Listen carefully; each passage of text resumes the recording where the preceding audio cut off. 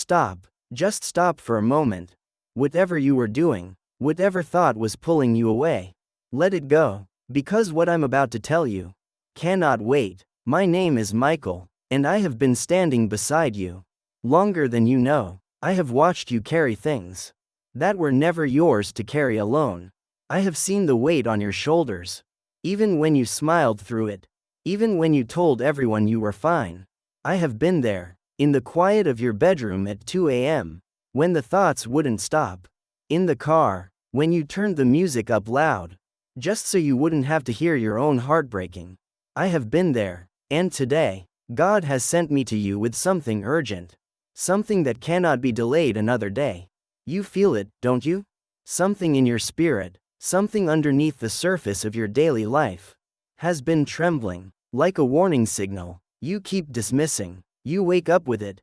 That unexplained heaviness, that low hum of dread you can't quite name. You've been calling it stress.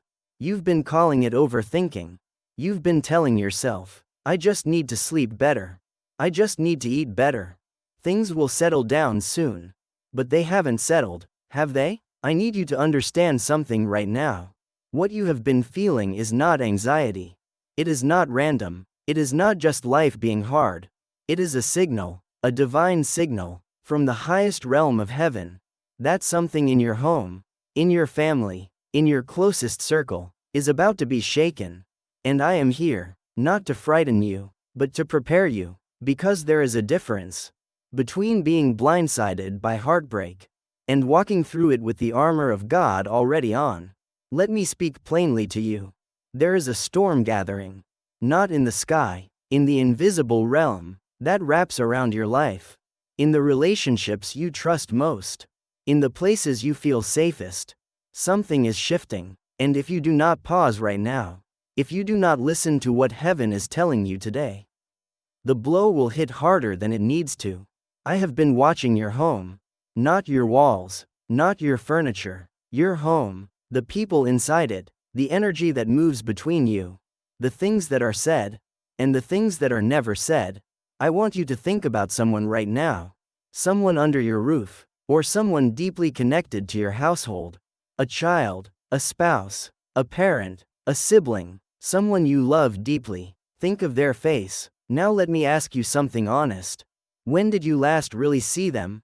Not just look at them, not just be in the same room, but see them, look past the surface, past the, I'm fine, they offer you every morning, past the quiet they've been sitting in, past the way they've been pulling back, just slightly, just enough for you to almost notice.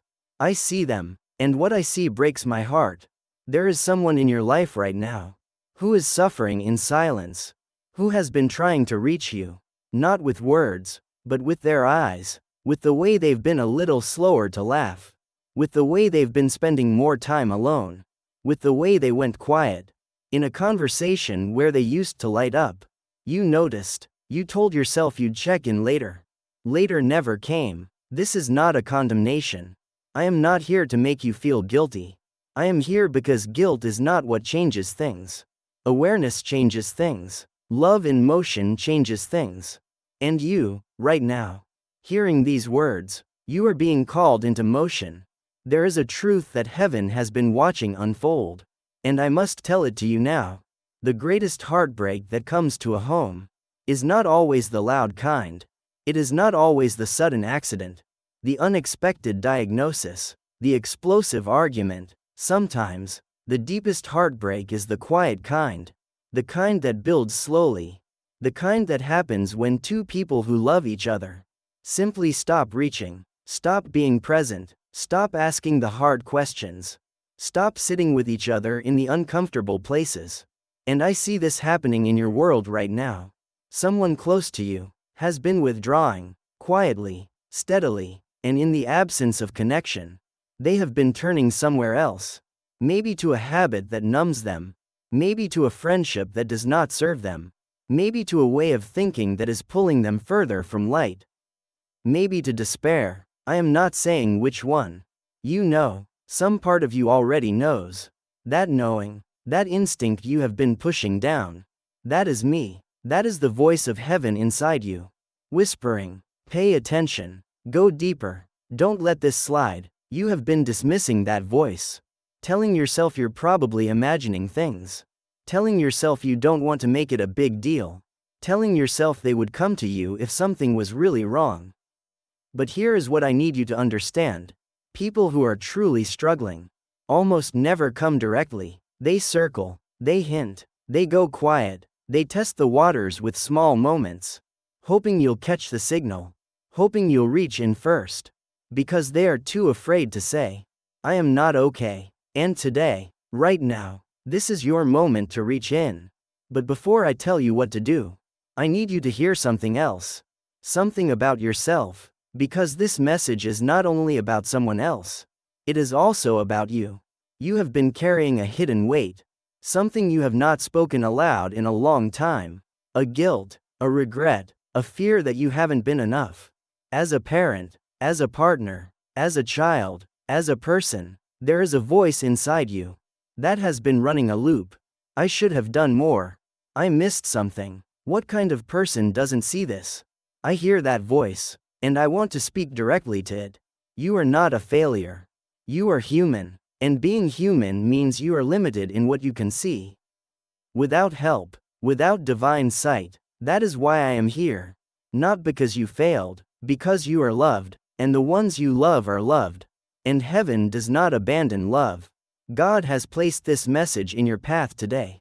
Because He sees the whole picture. He sees the threads pulling loose in your home. He sees the slow drift.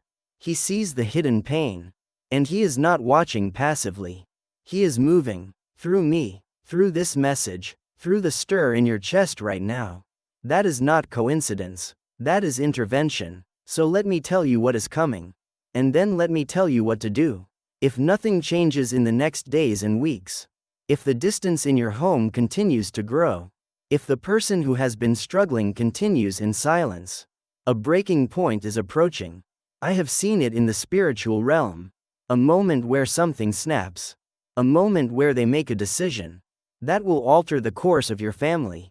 A confession, a leaving, a collapse, a revelation that comes too late. I am not telling you this to terrify you. I am telling you this because it does not have to happen that way. This is still within the window of prevention. This is still the moment where love, shown now, can redirect everything. Heaven does not send warnings to those it has abandoned. Heaven sends warnings to those it intends to protect. You are receiving this warning because you are not meant to walk into that storm blindly. You are meant to walk through it with open eyes, with an open heart, with your feet already moving toward the person who needs you. I want you to receive more messages like this one. Guidance that finds you in the moments that matter most. Stay connected. Keep your spirit open. What reaches you through this channel is not by accident. Now, let me give you something practical. Something real. Something you can do starting today. The first thing I need you to do is get quiet. Not just physically quiet, spiritually quiet. There is so much noise in your life. The news, the notifications, the responsibilities stacking on top of each other. All of it is creating a kind of spiritual static that makes it almost impossible to hear the truth. In your home, in yourself, in the people around you. I need you to find 10 minutes today. Just 10 minutes, and sit in complete silence. No phone, no television, no background noise. And in that silence, ask God one simple question. What do I need to see right now? Then wait. Don't think. Don't plan. Don't analyze. Wait. The answer will come, not always in words, sometimes in a feeling, a name that rises to the surface. A memory, a pull toward a specific person or moment. That pull is me. That pull is divine direction. Follow it. The second thing I need you to do is go to that person. You know who I mean. The one whose face came to mind earlier. The one who has been quiet. The one whose eyes look a little more tired lately. Go to them, not with an agenda, not with a speech prepared, not with a list of concerns. Just go, sit near them, and say, I've been thinking about you. Are you okay? Not the surface version, the real version. Watch what happens. They may deflect at first. They may say, "I'm fine." They may even seem annoyed. That is the armor people wear when they are afraid to be vulnerable. Don't retreat. Stay near. Stay warm. Stay open. Say, "I'm here. I'm not going anywhere. I actually want to know." You cannot imagine how long someone can wait for one person to say, "I actually want to know." How many people walk through their lives carrying things that could have been shared, if only someone had stayed in the room long enough to ask twice. You have that power. You have always had that power. I am just reminding you of it today. The third thing is this. You need to address the tension. Every home has it. The unspoken thing. The conversation that keeps getting postponed. The resentment that no one names out loud. The pattern that everyone pretends not to see. I am telling you, unspoken things do not disappear. They calcify. They harden into walls. They become the very structures that divide a household from the inside. Whatever that unspoken thing is in your home, it is time to speak it. Not in anger, not in accusation, but in love, with the full intention of healing. Not winning. I know this is scary. Opening that door feels like stepping toward fire. But the fire is already burning underneath the surface. You are just choosing whether to address it now, while there is still time to put it out, or later, when it has consumed more than it needed to. Choose now. Choose courage. Choose love over comfort. The fourth thing, pray over your home. I mean this literally, not just a quick prayer in your head before you sleep. A real, intentional, spoken prayer. Out loud, in the rooms of your house, in the presence of God. There is power in a spoken prayer over a physical space. When you speak blessing over your home, when you speak protection over the people in it, you are inviting heaven into the architecture of your household. You are drawing a line, a spiritual line, that says, "Darkness, you are not welcome here. Confusion, you do not belong here. Division, you have no authority here. I want to be present in your home in a new way. But I need your invitation. God's protection needs your cooperation. Your spoken prayer is that cooperation. Do this tonight. Walk through your rooms. Pray simply. You don't need elaborate words. You don't need perfect theology. Just speak from the place in your chest that loves the people in that house. That love, directed toward heaven, becomes armor. It becomes a shield around those walls. I will be listening, and I will respond. The fifth thing, look at yourself, honestly, without defense. Because here is a truth that is hard to say. But I love you too much not to. Sometimes the distance in a household begins with one person slowly checking out, getting absorbed in work, getting absorbed in worry, getting absorbed in their own pain, without realizing how it registers to the people watching. I need you to ask yourself, have I been present? Have I been genuinely here? Or have I been physically in the room, but emotionally somewhere else? There is no shame in the answer being no. Life is relentless. The pressures you carry are real. No one is questioning that. But awareness matters, because the people in your home are building their understanding of love, of safety, of worth, based partly on what they receive from you. And sometimes the most damaging thing is not cruelty. It is absence, the kind you don't even notice you're giving. I am not accusing you. I am asking you to return. Come back to your home. Come back to your people. Put down the phone. Put down the worry. For a few deliberate moments each day. Be there. Fully there. Eyes present. Heart open. Mouth ready to say the words that matter. I'm proud of you. I see how hard you're trying. I love you, not for what you do, just because you are. These are not small words. These words are architecture. They build the structures inside a person that hold them together when everything else falls apart. The sixth thing, forgive. Something has happened. In your home, in your closest relationships, something was said or done that left a mark. Maybe long ago, maybe recently, maybe you were the one hurt. Maybe you are the one who caused the hurt. Maybe both, but there is an unforgiveness sitting somewhere in the emotional life of your household. And it is operating like a slow poison. It doesn't announce itself. It just quietly undermines. It shows up as a sharpness in your tone when you're tired. It shows up as a wall you put up when someone gets too close. It shows up as the reason you hold back, even when part of you wants to reach out. I am asking you to release it, not for the other person's sake, for yours, for the sake of the home you are trying to protect. Forgiveness is not a feeling. It is a decision, a declaration that says, I will not let this wound define the future. I will not let what was done to me determine what I do to others. I choose to put this down. That decision, made in sincerity, breaks chains that have been binding your household. It opens doors. It lets light back in. You do not have to feel ready to forgive. You just have to be willing. Willing is enough. God takes willing and makes it possible. Now, let me tell you what happens when you do these things. When you get quiet and listen. When you go to the person who is struggling. When you name the unspoken thing. When you pray over your home. When you return to presence. When you choose forgiveness, the storm does not disappear. I will not tell you that. Life still moves. Challenges still come. But the nature of what is approaching your home shifts. The thing that was going to blindside you becomes something you move through together. The person who was silently drowning reaches the surface. The distance between you closes. The breaking point becomes a turning point instead.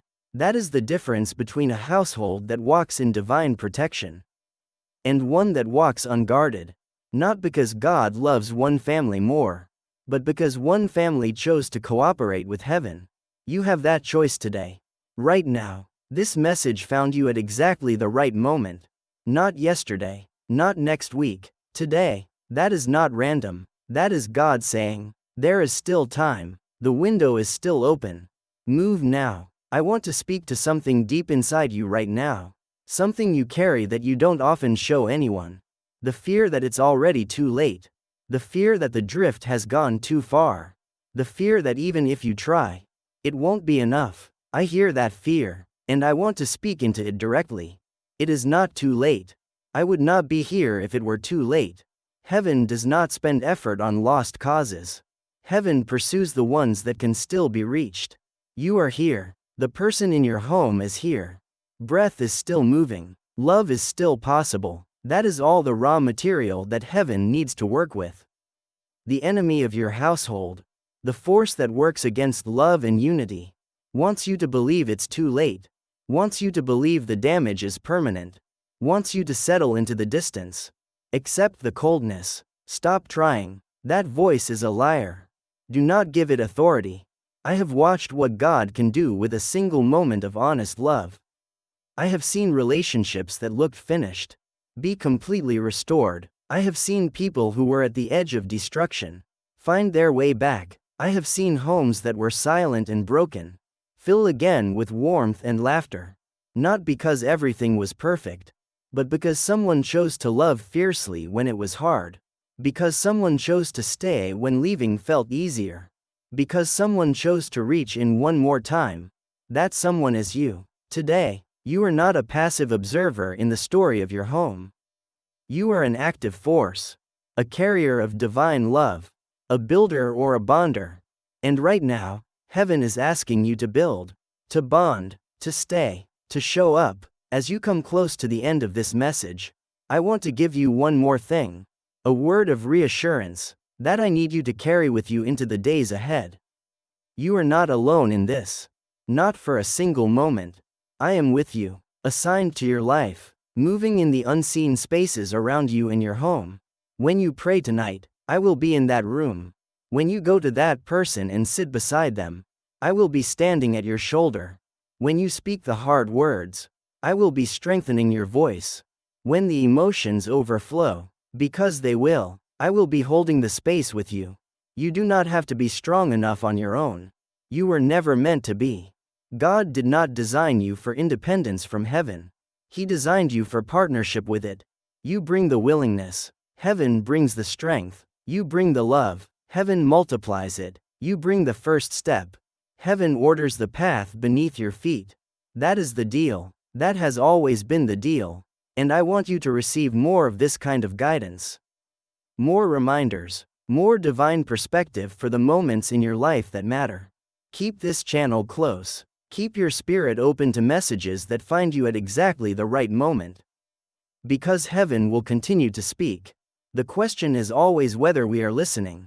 Before I leave you, one final word: whatever news comes to your home, whatever the next weeks reveal, whatever conversation is waiting to happen, whatever breaking point was approaching, you were prepared today. You were seen, you were spoken to, you were given tools, and most importantly, you were reminded that you are loved, not just by the people in your life, but by the God who made you, by the angels assigned to you, by a heaven that is actively, urgently, lovingly involved in the details of your ordinary human life. That child in your home? Loved by heaven. That spouse? Loved by heaven. That parent growing older? Loved by heaven. And you, sitting here right now, heart a little raw, eyes maybe a little wet, soul a little stirred, you are so deeply, completely, unconditionally loved. Do not be afraid of what is coming. Be prepared for it, be present through it, be the version of yourself that heaven made you to be. The one who loves when it's difficult, the one who stays when it's painful, the one who prays when the answers aren't clear, the one who trusts, even when the path ahead is dark, that the God who sent this message today will be the same God waiting on the other side of it. Go now, go to your home, go to your people, open your mouth, open your heart, and let love move. I will be with you. Every step, every breath, every moment. Shalom, peace to your home, peace to your heart. This message was for you. And heaven is glad you heard it.